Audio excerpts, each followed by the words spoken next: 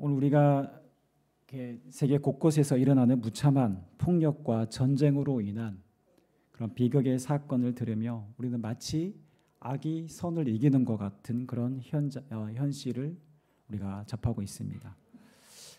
이미 전 세계는 1, 2차 세계대전을 통하여서 인간이 지닌 극도의 그 야만성과 잔혹성, 전쟁으로 인한 그런 폐해, 아픔, 고통을 이미 겪었음에도 불구하고 지금도 전 세계 속에서 어떤 시대보다도 지금 계속 전쟁이 곳곳에서 일어나고 있는 것을 우리가 볼 수 있습니다. 이스라엘과 이란, 하마스, 헤즈볼라와의 전쟁은 복수에 복수를 계속 이어가고 있습니다. 여러분, 이미 가자 지구에만 어린이와 여성을 포함한 사망자가 5만 명이 넘었고요. 부상자까지 포함하면 10만 명이나 되는 사람들이 이미 큰 고통을 입었습니다. 이스라엘도 1,500명 넘는 사망자가 발생했습니다. 여러분, 가자 지구에는요, 유엔을 포함한 여러 인권 단체들이 있고요. 이미 그런 기자와 그런 유엔 직원들도 100명이 넘는 사람들이 이미 사망했습니다. 여러분, 가자 지구에 교회가 있을까요, 없을까요? 있습니다. 여러분, 레바논에 교회가 있을까요, 없을까요? 많습니다. 선교사님들의 보고에 의하면 과거 레바논에는 인구의 절반 이상이 그리스도인이었다고 합니다. 지금 무슬림들이 많이 그 지역을 장악해서 많이 줄긴 했지만 그래도 레바논과 이 가자 지구에도 교회가 있습니다. 여러분, 러시아와 우크라이나 전쟁도 지금 3년째 넘게 지금 지속되고 있고 이 전쟁이 언제 끝날지 모르는 상황입니다. 여러분, 어제 뉴스를 혹시 보셨으면 아실 텐데 북한이 러시아를 돕기 위해서 우크라이나 전에 1,500명을 이미 파병했다라는 보도입니다. 앞으로도 만여 명이 넘는 군인을 더 파병한다라고 합니다. 무슨 말입니까? 이렇게 되면요, 전쟁의 양상이 더 확대된다는 것입니다. 그러면 우크라이나도 나토에 파병을 강력하게 요청할 것이고, 그렇게 되면 이건 우크라이나와 러시아 간의 전쟁이 아니라 이제는 두 양 진영 간의 전쟁으로 규모로 제3차 대전으로 확전될 수 있는 가능성이 있다는 것입니다. 전쟁이 더 커지고 있는 현실입니다. 혹시 오늘 주보 칼럼에 아름다운 전쟁은 없다라는 내용을 혹시 읽어보셨나요? 네, 안 읽어보셨으면 꼭 한번 읽어보시면 좋을 것 같습니다. 그 내용에 보시면 주보가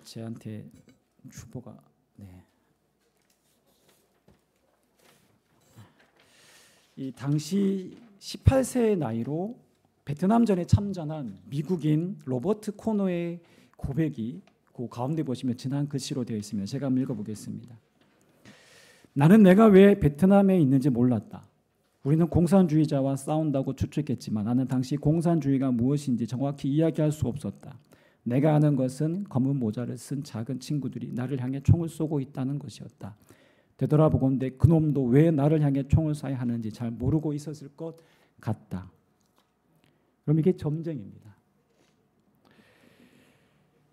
공산주의가 뭔지도 모른 채, 이데올로기가 뭔지도 모른 채 그렇게 파병되어서 실전에서 동료가 죽어나가니 총을 자기도 쏠 수밖에 없는 그런 상황이죠. 그러면서 서로에 대한 증오는 점점 더 커져갑니다. 왜 이렇게 전쟁을 해야 하는지 몰랐다는 것이 이미 이 전쟁을 겪은 이들의 솔직한 고백입니다. 여러분, 지금도 마찬가지입니다. 전쟁에 파병되는 사람들은 이 전쟁이 누구를 위한 전쟁인지, 무엇을 얻고자 하는 전쟁인지 잘 모른 채 그저 나라와 내 가족을 지켜야 한다는 그 이유로 총을 드는 이들입니다. 혹은 종교적인 또한 정치적인 명분, 그들 나름대로의 어떤 진리와 정의를 외치지만 여러분, 이렇게 수많은 사람들을 무참히 희생시키며 전쟁을 통해서 얻고자 하는 것이 과연 무엇일까요? 여러분, 결국 전쟁이 끝난 뒤에 남는 것은 죽음과 끝없는 고통과 서로를 향한 증오와 지워지지 않을 것 같은 상처만 오래 남을 뿐입니다. 오늘 우리가 이미 우리나라가 전쟁을 겪은 나라로서 그 피해가 지금도 이산가족의 아픔이 지금도 계속되고 있지 않습니까? 한순간에 사랑하는 이들을 떠나보내야 하는 그 아픔은 여러분 무엇으로도 보상받을 수 없어요. 돈으로 보상해 주는 것이 보상입니까? 아니죠. 평생에 그것은 큰 상처이자 고통으로 남습니다. 그렇게 전쟁과 폭력은 어떠한 명분과 사상과 이데올로기로 포장하더라도 그것은 결국 악의 방식을 따르는 것에 불과합니다. 그런데 문제는 악을 악인지도 모른 채 어떤 명분을 뒤집어 씌우더라도 전쟁을 정당화한다는 것입니다. 전쟁밖에 답이 없다는 식의 논리를 사람들이 그렇게 만든다는 것입니다. 그렇게 그 누구도 한치의 양보 없이 생명의 가치보다 오로지 전쟁으로 해결하려 하는 이들의 이런 이기적인 또한 폭력성을 볼 때 우리는 세상의 구조적인 악을 볼 수 있습니다. 이 악이 얼마나 무서운지, 그리고 죄성을 가진 인간의 자기 중심성이 이 전쟁의 상황과 만났을 때 인간의 야만성과 잔인성이 얼마나 극도로 나타나게 되는지를 우리는 볼 수 있습니다. 오늘 본문의 말씀은요, 우리가 잘 아는 이삭의 이야기입니다. 이 당시 상황은 다툼과 분쟁이 발생할 수밖에 없는 그런 지경에서 이삭은 당시에 당연하게 했던 폭력이라는 방식을 선택하지 않습니다. 여러분 창세기를 보시면 소돔과 고모라 땅이 등장하죠. 그리고 그 이외에도 그 당시의 시대상을 우리가 가늠해 보면 그 당시의 폭력성은 아주 일반화되었습니다. 전쟁은 당연한 것이었습니다.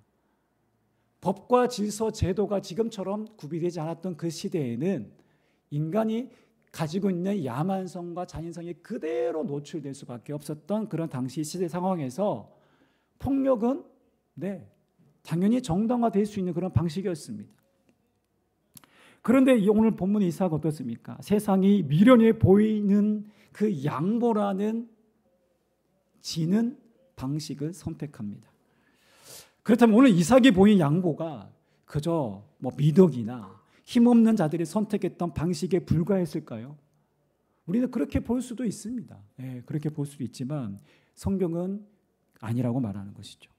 오늘 성경에서 이삭의 이야기를 소개하고 있는 것은 우리를 폭력과 전쟁의 방식으로 결국 파멸로 이끄는 악을 향해 오늘 그리스도인들은, 오늘 하나님이 믿는다고 하는 오늘 하나님의 사람들은 어떻게 그 악에 대해서 우리가 맞서고 저항하고 우리가 어떻게 살아야 되는지를 보여주는 좋은 본보기이며 좋은 사례라고 할 수 있습니다. 좀 더 구체적으로 오늘 본문의 말씀을 함께 살펴보겠습니다. 오늘 본문 26장 12절에 이삭이 농사를 지었는데 그 해에 몇 배를 수확했다고요? 이게 진짜일까요? 이게 100배라는 것이도 이게 수치로 이게 어느 정도의 수확인지 가늠이 안 될 정도로 큰 수확입니다. 어쨌든 성경은 100배의 수확을 얻었다고 합니다. 10배도 아닌 100배. 여보, 이거 누가 한 일일까요? 누가 하신 일일까요? 하나님께서 아브라함 때로부터 복을 주시겠다는 그 약속이 이삭에게도 흘러가면서 이삭을 통해서 하나님께서 하신 일입니다. 하나님의 도우심이었습니다. 여러분, 이삭이 갑자기 거부가 되니까 당연히 시기하는 사람들이 생겼겠죠. 사촌이 땅을 사도 배가 아픈데, 저는 배가 안 아픕니다. 사촌이 땅을 사도 배가 안 아플 것 같은데, 아무튼 이방인이 여러분 100배나 수확하니 이방인이 성공하는 것을 본토인들이 당연히 좋아할 리가 없죠. 그래서 이삭을 어떻게 합니까? 쫓아내기 위한 수단으로 그들이 선택한 것은 이삭의 우물을 빼앗는 것입니다. 폭력이죠. 아브라함 때 파서 이용하던 그 우물을 블레셋 사람이 흙으로 메워버립니다. 이 얼마나 나쁜 짓입니까?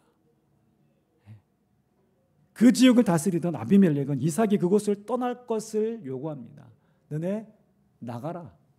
우리 땅에 발들이지 마라. 나가라는 것입니다. 그래서 이삭이 그랄 골짜기로 옮겨갔습니다. 그리고 그곳에서 다시 우물을 팠습니다. 자, 그런데 이번에는요, 그랄에 있는 목자들이 이 우물의 소유권을 주장합니다. 얼토당토 않죠. 우물 때문에 서로 다투었기 때문에 그 우물의 이름을 뭐라고 합니까? 에색이라고 합니다. 강탈이라는 뜻이 있습니다. 이번에도 이삭이 양보합니다. 두 번째 양보입니다. 다시 옮겨서 우물을 팠습니다. 놀랍게도 다시 우물을 팠는데 샘물을 얻습니다. 자, 근데 이번에도 다툼이 납니다. 자, 이삭이 세 번째 양보를 하고 그 이름을 신나라고 부릅니다. 적대감이라는 뜻입니다. 이쯤 되면 여러분, 나도 할 만큼 했다, 더 이상은 안 되겠다 하고 한번 부딪혀 보자, 전쟁을 선포할 만한데 이마저도 양보합니다. 자, 그리고 다시 장소를 옮겨서 우물을 팠더니 이번에는 다툼이 없었습니다. 네 번째 우물이고 그 이름을 장소가 넓다라는 의미에서 르호봇이라고 짓습니다. 이후 32절에 다시 브엘세바라는 곳에서 다섯 번째 우물을 팝니다. 여러분, 우물은요, 물이 부족한 중동 지방에서는 매우 중요합니다. 이삭은 5번에 거쳐서 우물을 파고 또 옮기는 경험을 합니다. 그중 3번은 양보라고도 할 수 있고 쫓겨났다라고도 할 수 있습니다. 여러분, 이삭은 분명 거부였습니다. 그 말은 즉슨 당시 권력과 힘이 있었지만 그는 양보하고 피하는 길을, 전쟁을 피하는 길을 그는 선택합니다. 우리는 이런 이삭의 모습에서 온유한 사람 이삭을 우리는 생각할 수 있습니다. 분명 우물에 대한 권리가 이삭에게 있었습니다. 그런데 이삭은 항의 한번 하지 않고 번번이 물러섭니다. 양보합니다. 여러분, 우리 시대의 이삭 같은 사람을 보면 어떤 평가를 내릴까요? 야, 이삭 정말 대단해, 훌륭해, 잘했어 라고 할 사람이 많을까요? 미련한 사람, 자기 밥그릇도 제대로 하나 못 챙기는 사람이라고 평가할까요? 여러분에게 이삭처럼 양보하고 살라고 하면 여러분 어떤 반응을 할 것 같습니까? 제가 좀 노골적으로 얘기하면 미쳤냐? 이렇게 반응하지 않을까요? 자, 그런데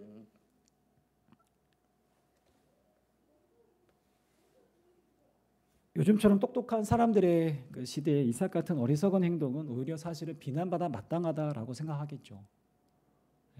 어떻게 판 우물이고 얼마나 소중한 우물인데, 야, 네가 그걸 양보하냐? 너 생각이 있냐 없냐? 사실은 이렇게 양보를 하지 않으니까 여러분 무엇이 일어납니까? 다툼과 분쟁과 전쟁이 끊일 날이 없습니다. 내가 좀 손해를 보고 평화를 얻겠다는 마음이 없으면 뭐가 일어납니까? 형제 간에도 다툼과 불화가 있고 그 인간관계가 깨어지고 파괴됩니다. 즉 끊임없는 대립과 갈등이 일어납니다. 팽팽한 긴장관계 속에서는 늘 갈등이, 대립이, 분쟁이 생길 수밖에 없다는 것이죠. 자, 오늘 이렇게 이삭처럼 양보하고 살라고 외쳐도 세상은 들을까요, 안 들을까요? 옳다고 여길까요? 그건 부당한 것이야 라고 얘기할까요? 당연히 좋게 듣지 않죠. 부당하다라고 얘기하죠. 그럼에도 불구하고 하나님의 말씀은 우리에게 오늘 이삭처럼 온유해야 함을 우리에게 말씀하십니다. 예수님은 마태복음 11장 29절에서 이렇게 말씀하십니다. 나는 마음이 온유하고 겸손하니 나의 멍에를 메고 내게 배우라. 여러분, 배우라는 말은 무슨 말씀입니까? 네, 따르라, 지키라, 너희도 이와 같이 행하라는 것입니다. 즉 예수님은 십자가를 통해서 그 온유함을 먼저 우리에게 보이셨고 우리도 또한 주님의 그 온유함을 배우라고 말씀하십니다. 여러분, 주님의 온유함은 십자가로 확실하게 우리에게 보여주셨습니다. 그리고 그것이 어떻게 승리의 자리로까지 이루어가는지도 그 결과까지도 우리에게 보여주셨습니다. 당장의 양보, 당장의 내어줌, 당장의 저주는, 그런 십자가는 희생과 포기를 의미하죠. 내게 정당한 권리가 있지만 그것을 포기하는 것, 그것이 십자가입니다. 인간에게 죄를 물을 권리가 있지만 하나님은 그 권리를 포기하십니다. 그리고 하나님 자신이 십자가를 대신 지십니다. 여러분, 예수님은 힘이 있으셨죠. 예. 바다와 폭풍도 잠잠케 하시는 예수님이셨습니다. 5천 명을 먹이고도 남게 하실 만한 하나님, 예수님은 그런 능력이 있으셨습니다. 그러나 그분은 묵묵히 십자가형을 받으셨습니다. 그렇게 예수님이 양보하고 포기하고 져준 결과가 무엇입니까? 아무것도 없습니까? 아니죠. 바로 우리에게 주어진 놀라운 구원입니다. 이것이야말로 지는 것이 아닌 진정한 승리라는 것입니다. 그래서 우리가 잘 아는 로마서 12장 21절 말씀은 이렇게 기록합니다. 악에게 지지 말고 손으로 악을 이기라 라고 말합니다. 이것이 바로 하나님이 일하시는 방법이고 그분을 따르는 그리스도인들의 삶의 방식이어야 합니다.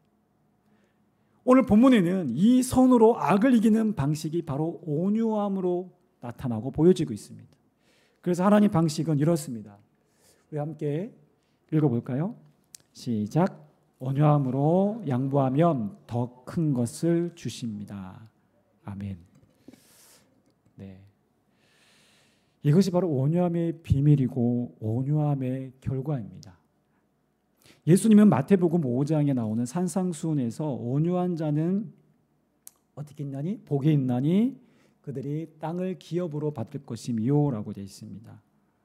이게 무슨 말일까요? 우리가 온유하면 하나님 우리에게 부동산을 투자할 수 있는 재정적인 뒷받침과 열심히 할 수 있는 뭔가 땅을 얻을 수 있는 지혜를 주신다는 말씀일까요? 그래서 우리가 더 많은 땅을 차지한다고 할까요? 그런 말씀일까요?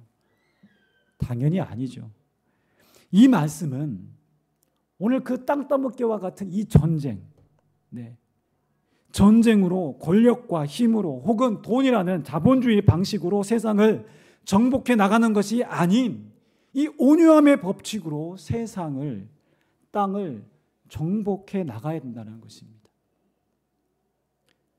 그렇다면 이 온유함 뒤에는 뭐가 따라올까요? 온유함의 방식 뒤에는 뭐가 따라올까요? 오늘 본문에 나와 있는 것처럼 평화와 안정과 더불어 함께하는 아름다운 세상이 따라옵니다. 이것이 온유함 뒤에 따라오는 열매입니다. 하나님 바로 이 놀라운 복을, 이 평화를 우리에게 주시기를 원하십니다. 여러분, 양보라는 것은 눈앞의 작은 이익을 포기하고 그것보다 더 큰 평화를 내가 얻겠다라는 결단인 것입니다. 물질이나 내 권리를 좀 포기하더라도 이 평화를 얻는 것이, 화목한 것이 훨씬 더 가치 있고 좋은 것입니다. 이것이 더 큰 가치입니다. 여러분, 이삭은요, 다툼과 분쟁으로 대립하기보다 계속 양보합니다. 그는 온유한 사람이었습니다. 여러분, 그럼 온유함의 또 다른 결과는 무엇일까요? 바로 하나님입니다. 우리 한번 두 번째 대지 한번 읽어볼까요? 시작. 온유함으로 양보하면 하나님의 함께 하심을 더욱 경험합니다. 여러분, 이삭은 무려 5번에 걸쳐 우물을 옮기거나 우물을 팠지만 그때마다 샘이 솟아났습니다. 아무데나 판다고 이거 물이 솟아오를까요? 우리나라야 이해되지만 여러분, 중동 지역의 메마른 땅에서, 그것도 지금처럼 굴착기 같은 장비나 기술 없이 인력으로 여러분 삽질한다고 생각해 보세요. 얼마나 깊이 팔 수 있습니까? 우물을 판다라는 것은 결코 쉬운 일이 아닙니다. 판다고 해서 물이 나오는 것도 아닙니다. 그런데 이삭은 가는 곳마다 파면 샘이 솟아납니다. 여러분, 이게 우연일까요? 그것은 바로 하나님이 이삭과 함께 하고 계시다라는 명백한 증거인 것이죠. 바로 하나님이 은혜 베푸셨기 때문에 이 모든 일들이 가능했던 것입니다. 그 이전에 그랄에서 있었던 사건들을 통하여서 이미 이삭은 하나님이 함께 하심을 몇 차례 겪었습니다. 그리고 또한 이 5번의 경험을 통하여 이삭은 축복을 주관하시는 분이 하나님이라는 사실을 분명히 깨닫게 됩니다. 여러분, 이삭이 얻었던 가장 큰 수확이 무엇입니까? 물질입니까? 땅입니까? 아닙니다. 하나님이었습니다. 복의 주체자, 복의 근원자 되시는 하나님에 대한 이 믿음, 이 지경이 넓어졌습니다. 르호봇. 이 하나님을 알고 나니까 마음이 더 관대해지고 마음이 여유로워집니다. 여러분, 사도 바울은 그래서 에베소 성도들에게 이렇게 기도합니다. 그 기도의 내용을 보시면 오늘 우리 본문의 내용과 너무나도 잘 맞아떨어지는데요. 에베소서 3장 17절에서 19절 말씀을 제가 세 번역으로 한번 읽어보겠습니다. 믿음으로 말미암아 그리스도를 여러분의 마음속에 머물러 계시게 하여 주시기를 빕니다. 여러분이 사랑 속에 뿌리를 받고 틀어 잡아서 모든 성도와 함께 여러분이 그리스도의 사랑의 너비와 길이와 높이와 깊이가 어떠한지를 깨달을 수 있게 되고 지식을 초월하는 그리스도의 사랑을 알게 되기를 빕니다. 그리하여 하나님의 온갖 충만하심으로 여러분이 충만하여지기를 바랍니다. 아멘. 오늘 이 바울의 기도가 오늘 우리의 기도가 되기를 원합니다. 이런 물질을 양보하는 대신 이삭은 이렇게 하나님을 얻습니다. 그리고 24절에서 이삭은 하나님을 만납니다. 그 양보를 거듭하면서도 그 모든 시간들 통하여 하나님 함께 하심을 경험할 때 직접적으로 하나님께서 이삭 가운데 나타나시죠. 우리 한번 24절 말씀 다 함께 읽어보겠습니다. 시작. 그 밤에 여호와께서 그에게 나타나 이르시되 나는 내 아버지 하나님이니 두려워하지 말라. 내 종 아브라함을 위하여 내가 너와 함께 있어 내게 복을 주어 내 자손이 번성하게 하리라 하신지라. 아멘. 하나님 분명하게 이삭에게 말씀하십니다. 너 양보한 거 하나님 다 하시고 너 잘했고 내가 더욱 너에게 복을 줄 거야. 너 두려워할 필요 없어. 내가 너와 함께 있어. 앞으로 너의 삶은 창대하게 될 거야. 너의 자손들은 번성하게 될 거야. 여러분, 쫓겨나고 빼앗겼다라고 생각했는데 하나님을 만나고 그분을 더 깊이 아는 이 놀라운 축복을 경험하게 됩니다. 오늘 저와 여러분들의 삶에도 우리가 지는 것 같고 손해보는 것 같지만 아니요, 그것이 그리스도 안에서 하나 주시는 풍성한 은혜요, 하나님을 더 깊이 경험하게 되는 은혜인 줄 믿습니다. 우리 마지막으로 세 번째 한번 읽어보겠습니다. 아이고, 네, 제가 넘길게요. 네,